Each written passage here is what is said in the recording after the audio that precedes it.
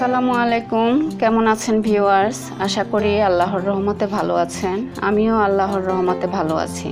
মিষ্টি কথাটি শুনলে আমাদের সবারই খেতে ইচ্ছে করে, তাই না? ছোট বড় সকলেরই পছন্দ মিষ্টি। যে কোনো অনুষ্ঠান এবং শুভ কাজে মিষ্টি তো লাগবেই। মিষ্টি ছাড়া কি চলে? আর স্পঞ্জ রসগোল্লা হলে তো কথাই নেই। আমরা হয়তো অনেকে মনে করি মিষ্টি বানানো অনেক কঠিন কাজ। আসলে কঠিন কিছুই না।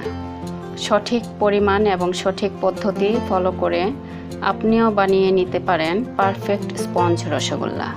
আমার আজকের রেসিপি হলো পারফেক্ট সুস্বাদু মজাদার স্পঞ্জ রসগোল্লা।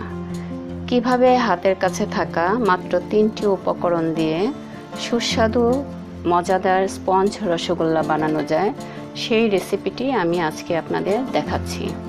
তাহলে চলুন দেখে নেওয়া যাক কী কী উপকরণ লাগছে এবং কিভাবে বানানো যায় পারফেক্ট এবং সুস্বাদু মজাদার স্পঞ্জ রসগোল্লা।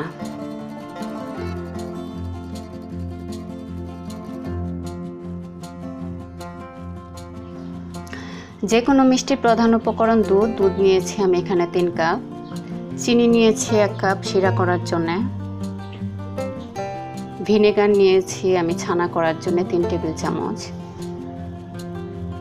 প্রথমে একটি হাঁড়িতে দুধ দিয়ে আমি ছানাটা করে নিচ্ছি।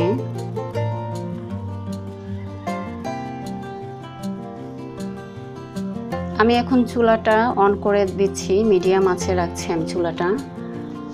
নেড়ে দিচ্ছি যেন নিচে লেগে না যায়।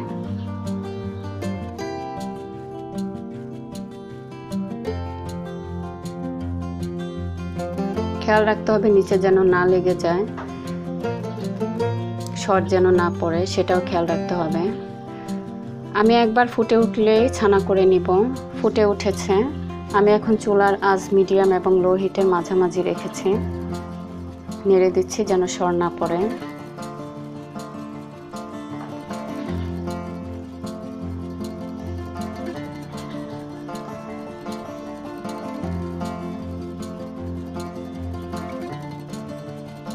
এর মধ্যে দিয়ে দিচ্ছি আমি 3 টেবিল চামচ ভিনেগার। আপনাদের বাসায় যদি ভিনেগার না থাকে তাহলে আপনারা লেবুর রস সমপরিমাণ দিয়েও ছানা করে নিতে পারেন।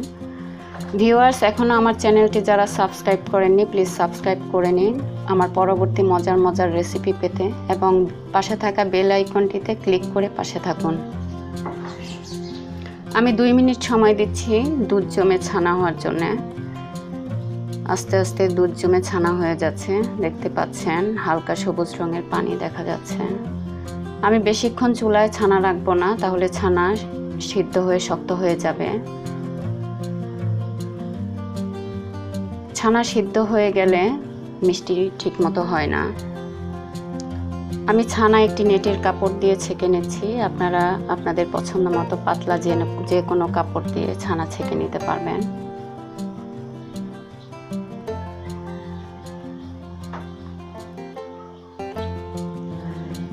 দ্রুত গরম ছানা ঠান্ডা করে নিতে হবে ঠান্ডা পানি দিয়ে। কোনো অবস্থাতে ছানা সিদ্ধ হতে দেওয়া যাবে না।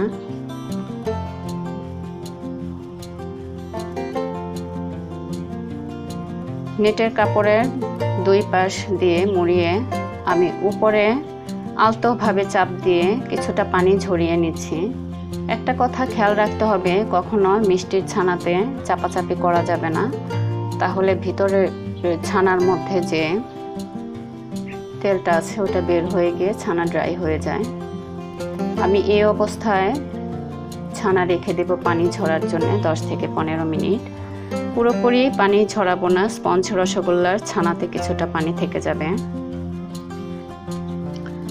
এই ফাঁকে আমি শিরা করে নিচ্ছি।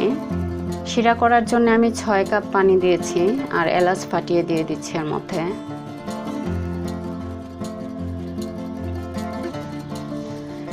পানি ফুটতে ওঠা শুরু করেছে, এর মধ্যে আমি দিয়ে দিচ্ছি 1 কাপ চিনি। চিনিটা আপনারা আপনাদের স্বাদ মতো দিয়ে নেবেন, তবে স্পঞ্জ রসগোল্লা কিন্তু খুব একটা মিষ্টি হয় না, আর এর শিরাটা হয় পাতলা। এরকম পাতলা করে শিরাটা করে নিতে হয়। আমি এখন শিরাটা চুলায় রেখে ছানাটা রেডি করে নিচ্ছি মিষ্টি বানানোর জন্য। প্রায় 1 কাপের মতো ছানা হয়েছে আমার। দেখতেই পাচ্ছেন ছানাটা কত স্মুথ হয়েছে এবং এর মধ্যে কিছু পানি রয়ে গিয়েছে। আমি এখন হাতের তালুর শক্ত অংশ দিয়ে ঘষে ঘষে ছানা রেডি করে নিচ্ছি মিষ্টি বানানোর জন্য।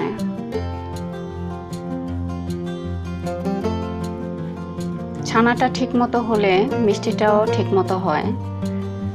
এভাবে 4 থেকে 5 মিনিট লাগবে ছানার রেডি হতে।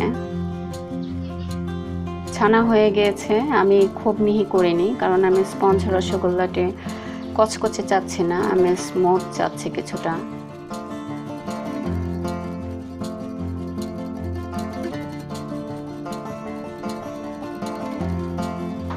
আমি আমার পছন্দ মতো মিষ্টির ডো করে নিচ্ছি, আপনারা আপনাদের পছন্দ মতো করে নেবেন। প্রথমে এক হাত দিয়ে এরকম করে নিয়ে কিছুটা শেপ করে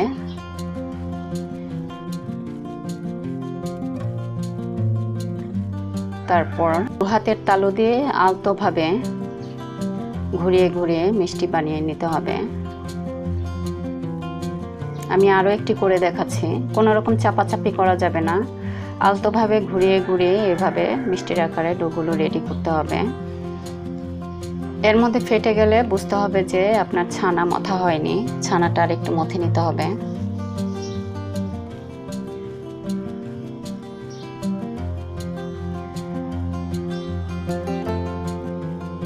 আমি এইভাবে বাকিগুলো করে নিচ্ছি।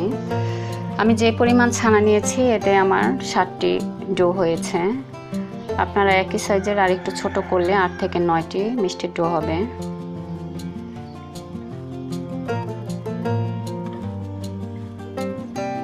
এখন ফুটে ওঠা শিরার মধ্যে এক এক করে মিষ্টির ডোগুলো দিয়ে দিচ্ছি। চুলার আঁচ আমি এখন হাই রেখেছি। এভাবে 2 মিনিট আমি জাল করব।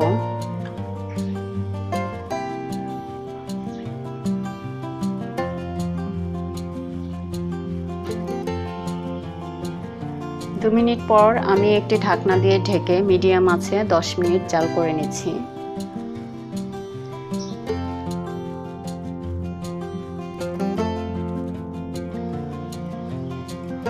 10 মিনিট পর ফিরে আসছি।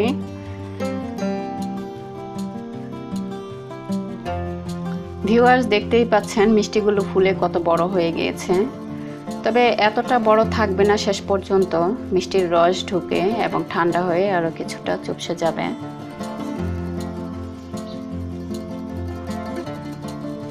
ঢাকনা খুলে আমি মিষ্টিগুলো আলতোভাবে উল্টিয়ে দিচ্ছি, খুবই সাবধানে উল্টাতে হবে। চুলার আঁচ মিডিয়ামে আছে। আমি এখন ঢাকনা দিয়ে আরো 10 থেকে 15 মিনিট এইভাবেই জাল করে নিচ্ছি। হয়ে গিয়েছে মিষ্টি বানানো, আমি চুলা অফ করে দিয়েছি এবং এখন আমি এভাবেই রেখে দিচ্ছি আরও 1 ঘন্টা যেন মিষ্টি শিরা ভিতরে ঢুকে। এটা আপনাদের পছন্দ অনুযায়ী আপনারা রাখতে পারেন, যত বেশি রাখবেন ভিতরে শিরাও তত ঢুকবে।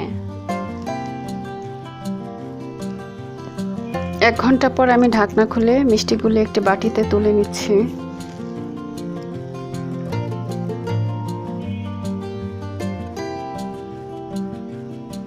ভিউয়ার্স, আমার এই রেসিপিটি যদি আপনাদের ভালো লেগে থাকে তাহলে আশা করি বাসায় বানিয়ে আপনারা খাবেন, বন্ধুদের সাথে শেয়ার করবেন। কমেন্ট করে আমাকে জানাতে ভুলবেন না কেমন হয়েছে। একটি মিষ্টি আপনাদেরকে কেটে দেখাচ্ছি, মিষ্টি কত সফট এবং কতটা স্পঞ্জি হয়েছে দেখতেই পাচ্ছেন আপনারা। ভিতরটা একদম ফ্লপি হয়ে গেছে রস ঢুকে। ভিউয়ার্স, এতক্ষণ পাশে থাকার জন্য অসংখ্য ধন্যবাদ। আপনাদের জন্য দোয়া রইল, আপনারা ভালো থাকবেন, আমার জন্য দোয়া করবেন। আসসালামু আলাইকুম।